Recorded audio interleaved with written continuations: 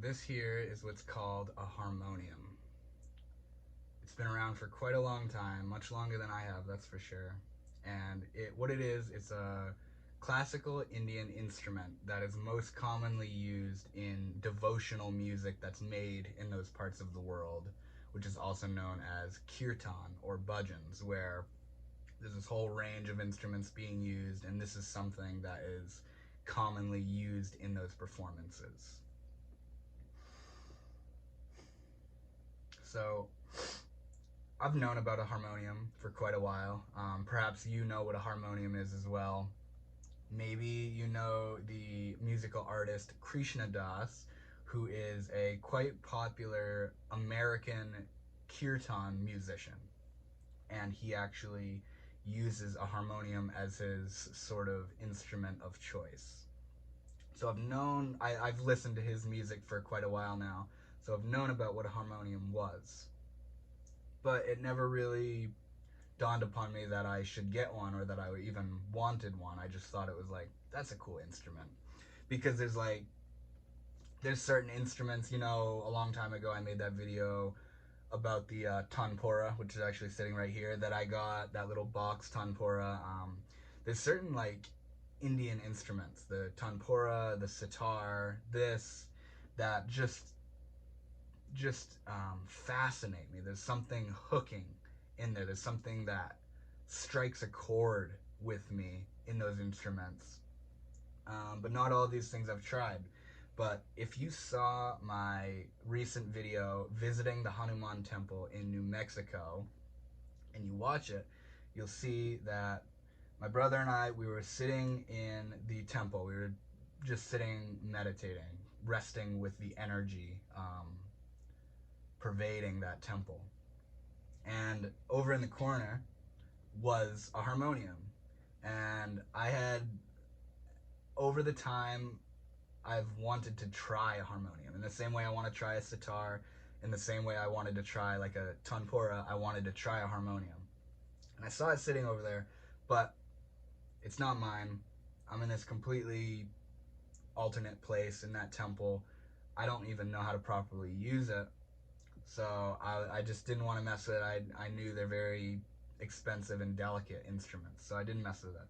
So my brother and I were sitting there meditating, and out of nowhere, this guy just comes in and he moseys his way in, and he grabs the harmonium and he sits down next to us and starts playing the harmonium, performing a beautiful devotional song known as the Hanuman Chalisa. And if you watched that video I posted, that song of him singing and playing the instrument, that is the soundtrack of that video, of this guy that just walked in out of nowhere, sat down, performed this beautiful kirtan song, and then promptly got up, put the harmonium away, and left.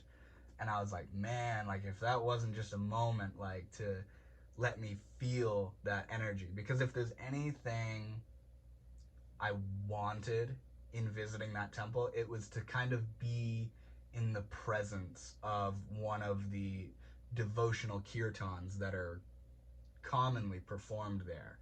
And there wasn't any of that going on. There was literally only like 2 or 3 people in there just sitting and meditating like my brother and I.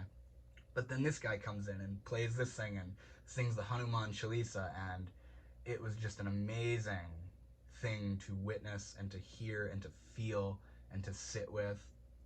But that was the turning point for me. It was upon hearing that resonance right there. If you're into live instruments, you know that playing a live instrument is so much different than listening to live instruments, or in that kind of case, they're not even live anymore. You're listening to a recording of a sound. But the power that comes through from playing an instrument live right in front of you, it just moves you to your core. You feel it in your bones. It was upon hearing him perform the Hanuman Chalisa, that I was like, I'm gonna get myself one of these.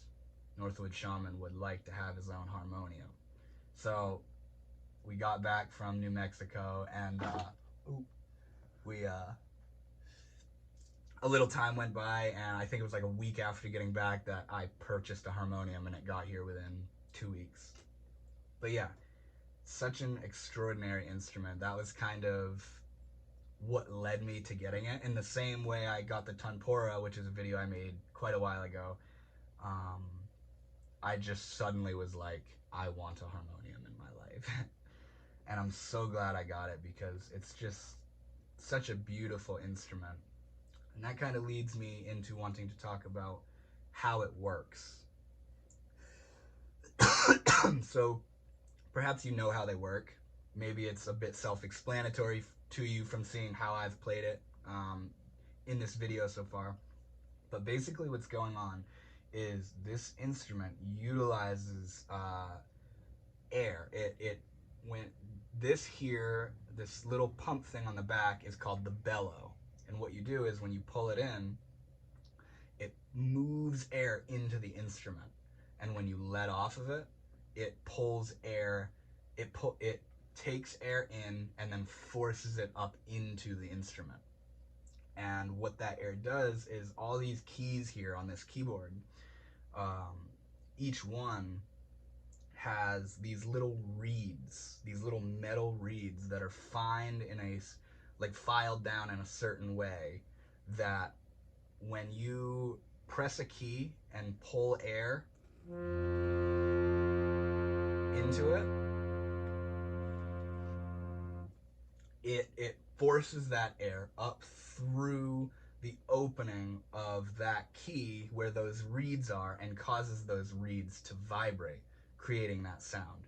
And all these different keys are different reeds that have been filed and shaped in a certain way that when the air moves through it at a certain intensity, I guess, it makes them vibrate and gives off the sound of the key that you're pressing.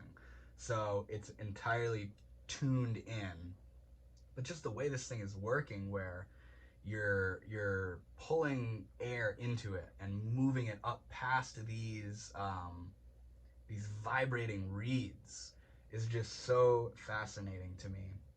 And another thing is, you saw it in that beginning clip, those little, here I can show you here, these stoppers right here. Maybe you can't see it, but they're these little knobs on the back. And you have to pull those out, and at least one. And what those are is those, somehow, I don't know how this works, but it controls the different octaves of the sound that's being played. Like you'll see here, I'll push one of them in, and I have just one out. This is what the lowest note sounds like. Really, really low. But when I pull the other one out and push the other one in, it has a different sound to it. So those stoppers sort of control the octave, I think is the proper term. And another thing is, if you're not pressing any keys when you pump this, you can actually like blow it apart. You can pop this part here because it's moving air, it's pulling air into the instrument, but it has nowhere to go out. So you can literally blow the bellows here. That's why I didn't want to touch the harmonium at the temple, because I didn't know that, but I just knew something about it was finicky.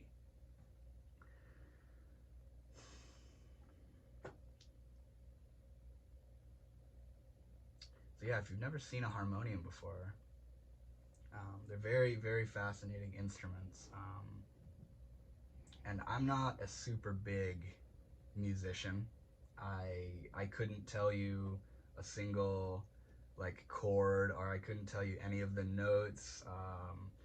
Really, I've always been someone that kind of like feels it out, where like learning by ear, where if I press this one it makes that sound, if I press this one it makes that sound. And rather than knowing the notes or knowing the keys and the chords that are combined together, I just feel around and learn it as I go. But this thing has potential to make, of course, like a song where it's a whole progression of notes. It's an entire keyboard here, and you can make some crazy sounding music with this, of like it. At one moment it sounds drony and baritone, at the next moment it sounds like you're at the circus or something. But the way that I like to play this harmonium, and of course over time I'm learning, like there's one song from Krishna Das, go figure, that I've been practicing. But aside from that, I really just like to play chords and find chords and let those chords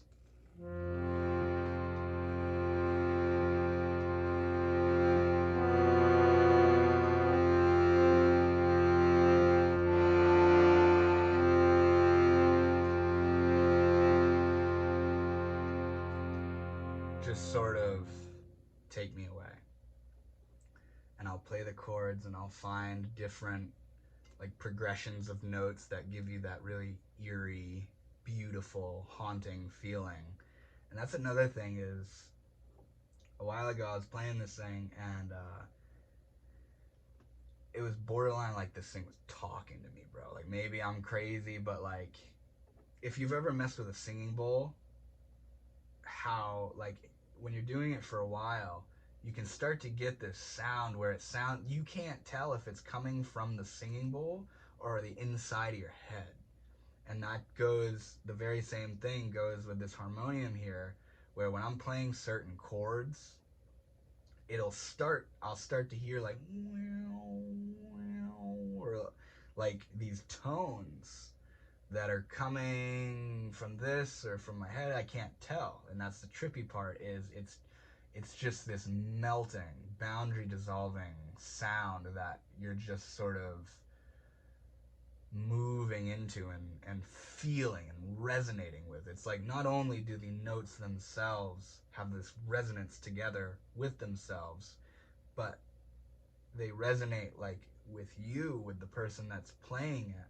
And I think that's a big part of what music is, and what good music and bad music is it's not like it's actually good or bad music. It resonates with you in a certain way, a certain, like ASMR. Like I made a video about this in the past, how like people get ASMR from like listening to like tapping and crinkling up close on a microphone. That shit doesn't give me ASMR, but you know what gives me ASMR is music and beautiful note fluctuations and chords and vibrations and frequencies that just hit me in this certain way where it'll send chills all over my body. But yeah, I was playing this the other night and I was just listening to the very exotic sound coming from it, where it's the singing bowl,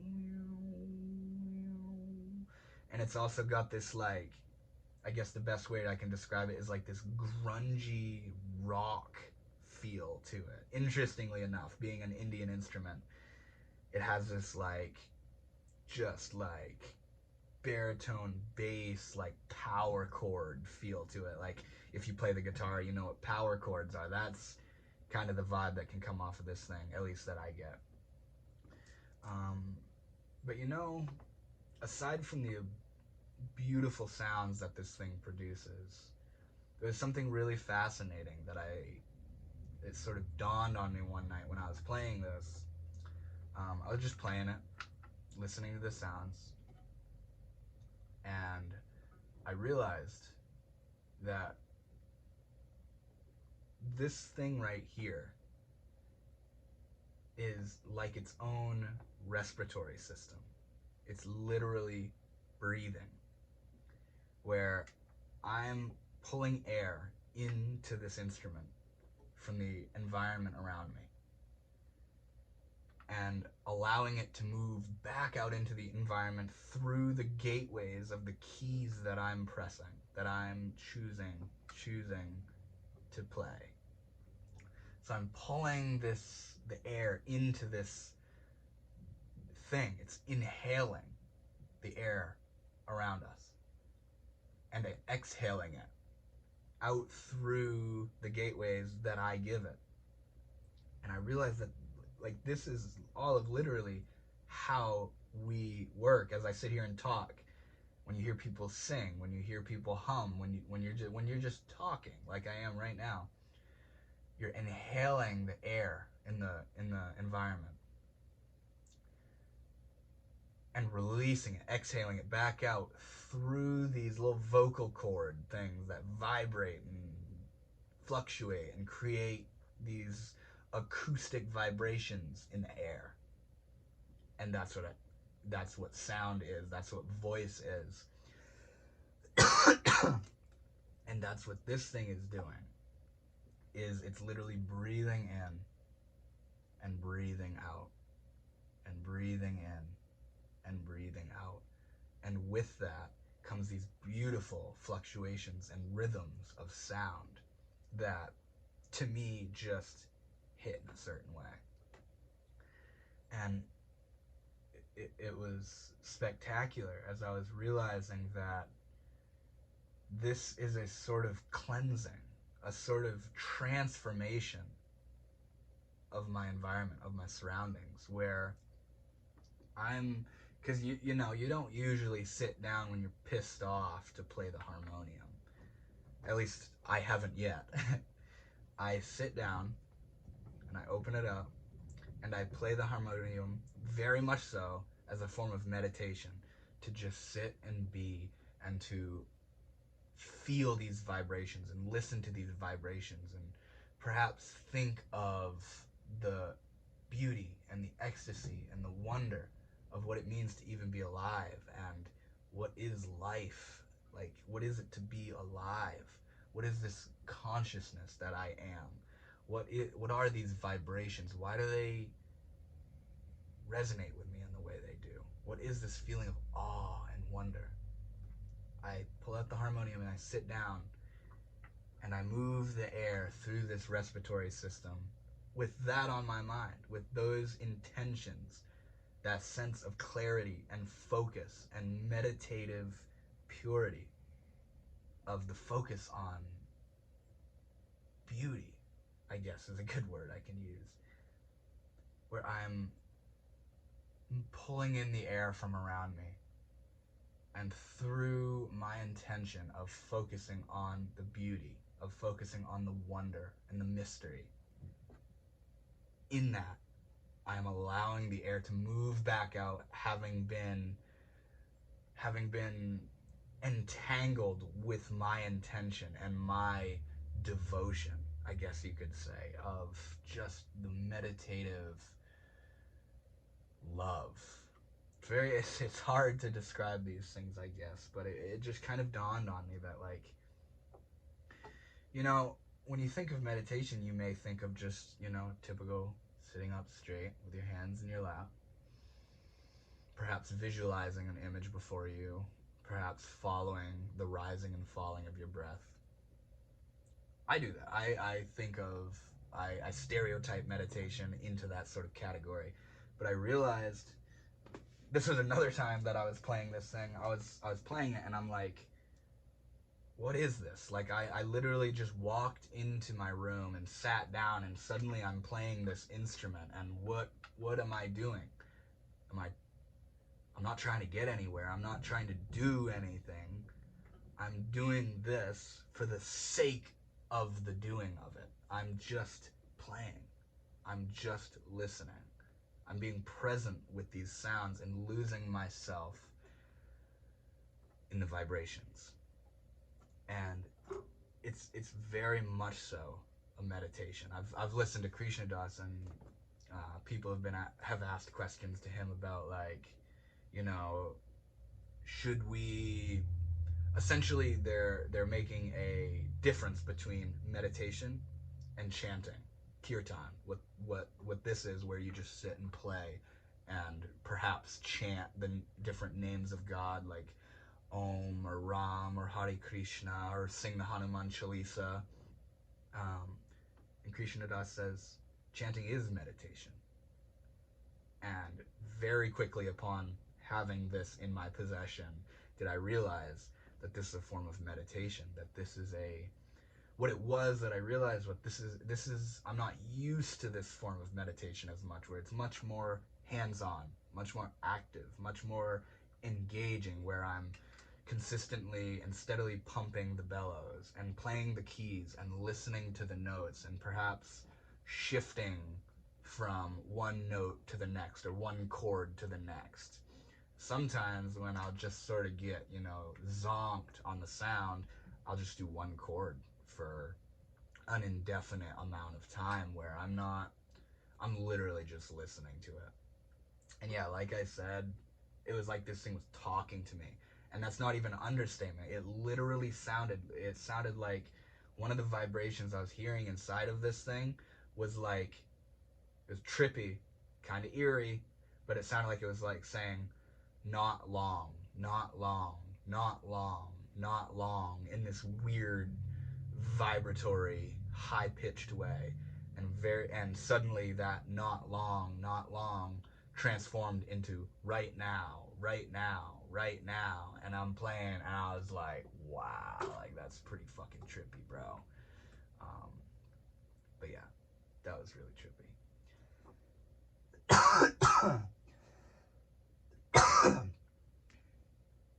So, aside from playing like specific songs, and honestly, I'll show you real quick. I'll show you the one song, specifically song, that I've actually practiced in learning how to play. And it's Krishna Das's, go figure, Om Namah Shivaya, his song. What I'm about to play, if you go look up that song, this will sound familiar, but this is to share with you one song I've been working on.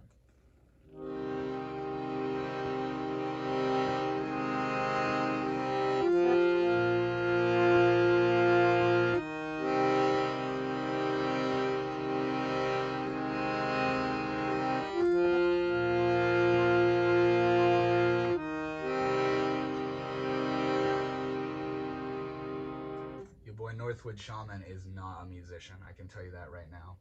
And that's I feel lucky in that, because I'm not necessarily looking to play songs, although that it's really cool, because if you hear a song you like, whether it's a guitar or a sitar or a harmonium, it's really cool to be able to perform that yourself.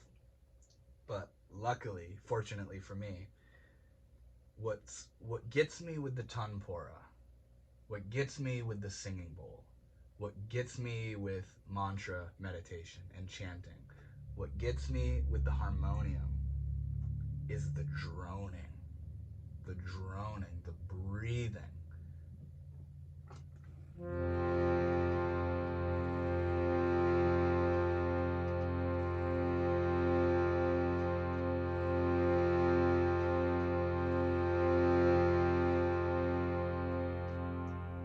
It's going.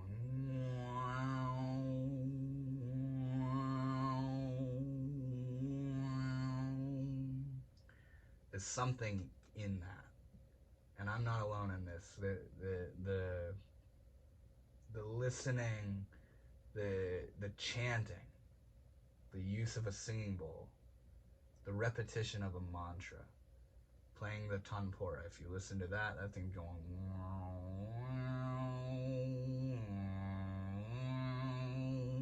And this thing, of course, dependent on how you're pumping the bellows, because I can keep a note right up in high intensity, but also if I sort of relax a little bit,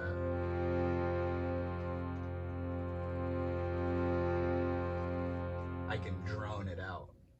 And that is, like I said, fortunately, because I don't know the keyboard and notes and chords and all that, fortunately for me, that it's that droning that really pulls me in. So at least where I am right now in my knowledge of notes and octaves and chords and all that, I like to just sit down and find a chord and play that chord and allow it to just breathe, just to breathe. Because the thing that, I mean, I don't know what it is exactly on an experiential level of the listening of these rhythms of fluctuation. But the thing all across the board that's familiar between the harmonium and the tanpura and tons of different instruments and the singing bowl and gongs and mantra meditation, you know, Om, Om. What's it doing? It's breathing. It's breathing. It's vibrating. It's going.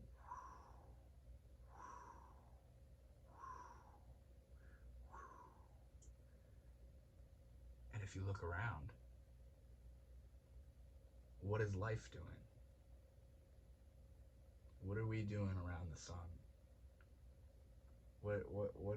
What's day and night all about?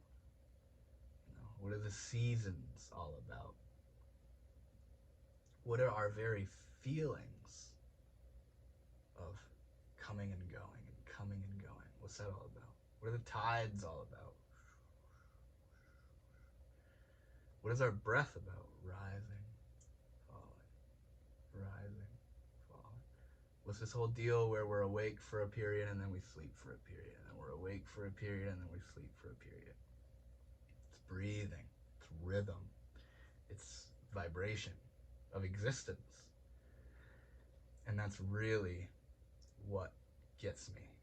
That's really what pulls me in with this in particular, with the tanpura, with chanting, with following the breath, is this rhythm of life, of existence, coming and going, intense and soft, happening, not happening.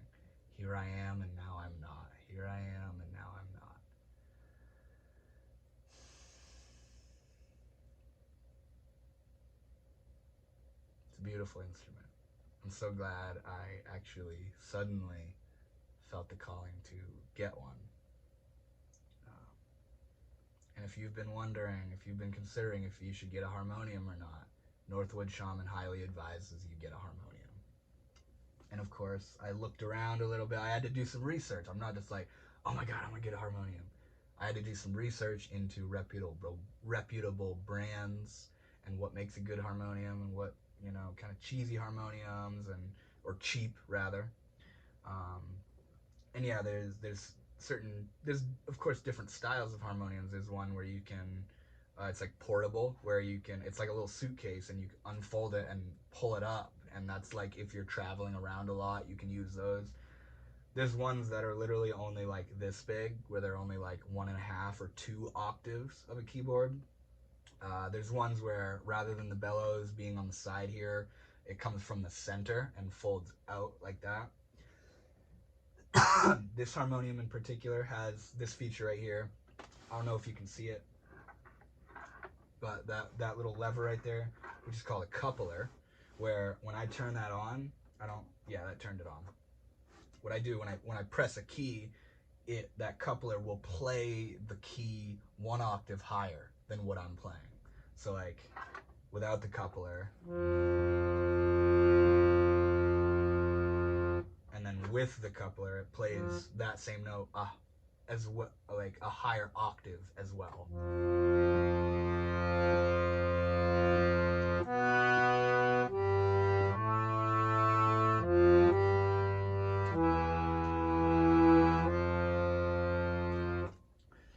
I was doing reading some reviews and stuff, and people say how it's not necessary, but I kind of like it because it gives you the ability to have a second tone inside of the tone that you're playing, because it does definitely take some getting used to of having to learn how to play the keyboard with one hand, because usually you can, on other keyboards and pianos and stuff like that, you can use both hands, but with this you can only use one.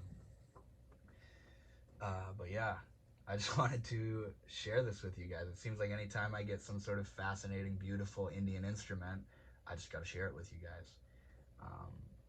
So I'm probably gonna take some time to just sit here and just zone out, trance out, become present, I guess, and just play chords of this harmonium.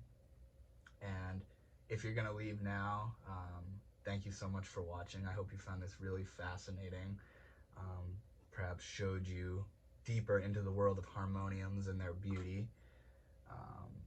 But if you'd like to stick around, I'm just gonna sit here and play it and meditate and listen to it. So if you're gonna stick around, I hope you enjoy, and thank you so much for watching.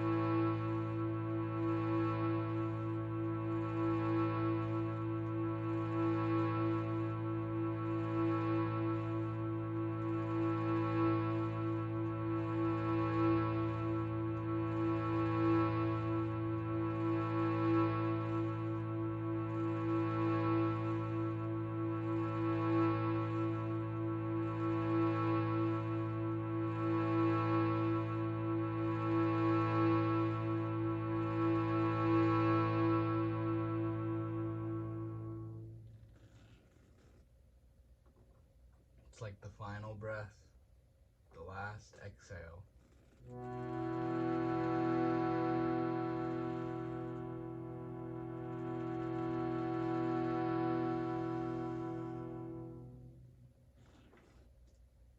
Thank you guys for watching.